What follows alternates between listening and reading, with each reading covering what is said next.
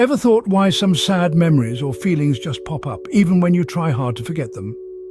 We'll take you into the world of a therapy called Internal Family Systems, or IFS. Here, we'll learn about the exile part. This part of our mind has all our worst hurts and fears. Prepare for a trip towards understanding the exile part in IFS therapy. And don't forget to check our other videos to delve deeper into the diverse parts of IFS therapy. Keep learning, keep exploring. Before we talk about the exile, let's explain IFS therapy. IFS means Internal Family Systems Therapy. It's a type of talk therapy. IFS sees our minds in a special way. It says our minds have many different parts. Each part has its own job, views, and features. It's like having a big family in your head. Each one plays a different role in your feelings and thoughts. The parts fall into three groups: managers, firefighters, and exiles. Managers run our day-to-day life. They make choices and keep us calm. Firefighters are the parts that step in when things go wrong. They try to stop bad feelings from growing. Exiles are the parts that carry sad feelings and memories.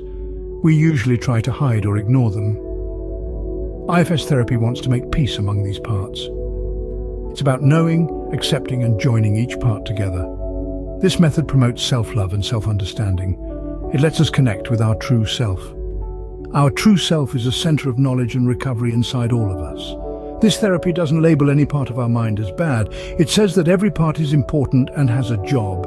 Even the parts that make us uncomfortable are just trying to guard us. In IFS therapy, all parts are good, all parts are welcome. By knowing and understanding these parts, we can change how we deal with them. We can talk to our managers, calm our firefighters, and most importantly, listen to our exiles.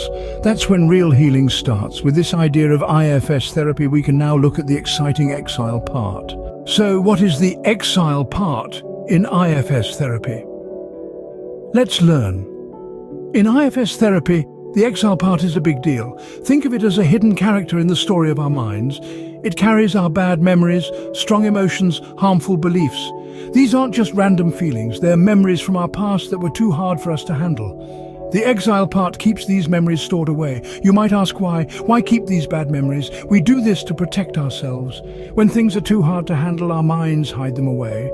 That's what exile means.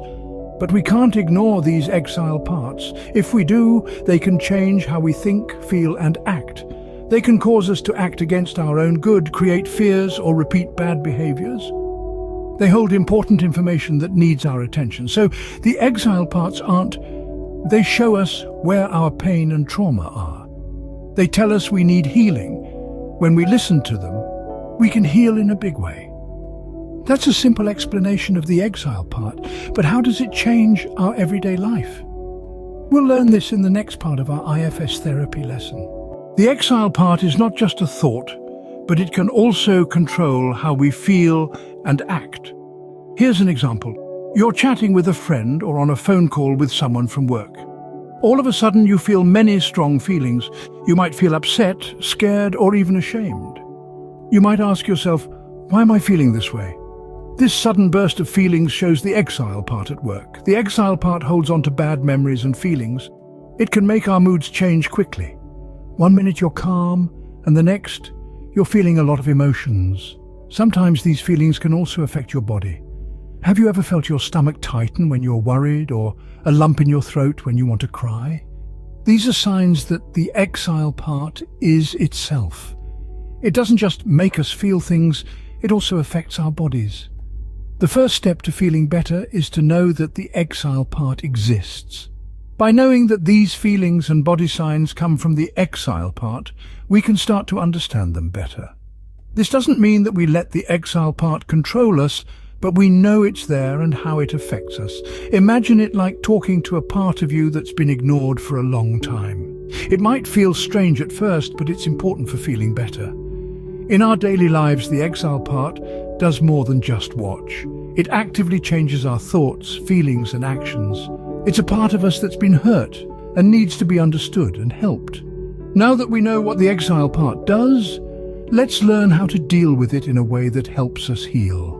Dealing with the exile part can be tough, but it's important for healing. We don't want to change or fix the exile. We want to know it's there and why it's there. The exile part holds on to old hurts and painful feelings. We can only start to heal when we face these feelings. When we deal with the exile, we need to be patient. The exile part has been hidden and forgotten for a long time. It may take time before it trusts us.